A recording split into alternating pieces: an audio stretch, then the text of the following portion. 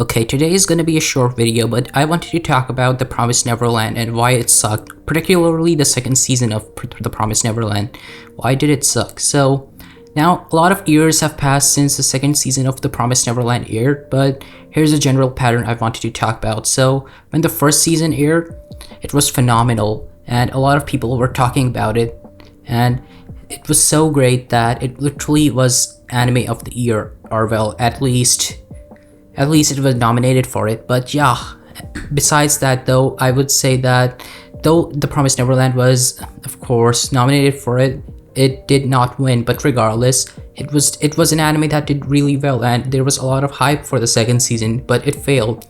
And before it even aired, I had this prediction that the second season is going to suck, even though I really loved the first season. And when it aired, my prediction came out to be true. So how did I know that? Well, I actually caught on to a pattern, and this is interesting because the same pattern had actually repeated with another series, that being of course Tokyo Ghoul. So why did The Promised Neverland fail? Well, let's actually analyze it. So The Promised Neverland and Tokyo Ghoul both attempted to do this one thing in their first season. They attempted to compress the story and eliminate all parts that were deemed superficial or unessential. So yeah, when they were removed, they actually brought upon a very compressed story that was full of just cool scenes and really scenes just that people would enjoy. And this was actually the problem. Now here's what the problem with it.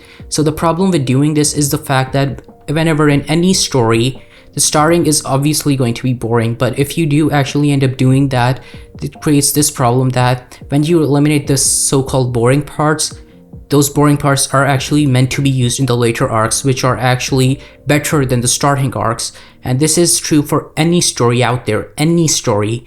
So every series has arcs that are better midway. So since we know that fact, here's the thing though.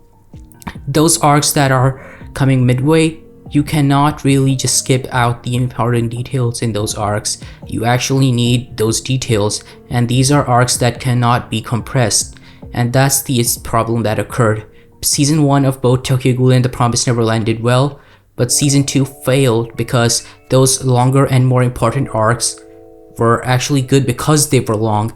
And in compressing them, you are actually taking out a lot of nuance from those arcs. And also it leads to this problem. Yes, you can make the start good by compressing it, but at what cost? You are meant to repeat that pattern in the second season now, because what your aim is now is to compress a very long story into a short one. And this is actually a really big problem now, because you are also going to shorten the longer arcs that are meant to be long. And not just that, it's not even just shortening arcs, it's straight up skipping arcs. Both Tokyo Ghoul and The Promised Neverland did that, and I actually saw this coming before even The Promised Neverland Season 2 aired. And yeah, I was right. And so yeah, in my personal opinion, can studios actually shorten anime without ruining their quality? In my personal opinion, yes, it can happen. Particularly look at how Studio Bones animates its stuff. Studio Bones actually does compress things down really well. Particularly, I'm talking about the likes of course, Fullmetal Alchemist and Noragami. You can see in both of these shows that they have been compressed to a very nice degree. They are very watchable, and though they are still watchable, they are also shortened. Also keep that in mind. Throughout Fullmetal Alchemist Brotherhood, it has been shortened down and really compressed. The same is true with Noragami. So yes, this is the key thing that studios should look at while they are going to compress the shows. Because what these shows did was, though yes, they compressed the first arcs, yes, but what they also did was, they did not compress the later important arcs.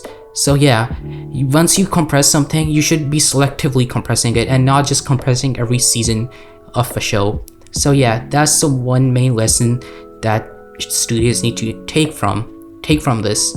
So yeah, long story short, studios should straight up just compress shows selectively, and only compress selective parts of shows and not every single season of shows. So yeah, that was basically it. And with that out of the way, this was basically why, in my personal opinion, The Promised Neverland Season 2 failed. And yeah, with that out of the way, thank you so much for watching, and if you enjoyed today's video, make sure to like and subscribe. With that out of the way, Thanks for watching again, and bye gamers, peace.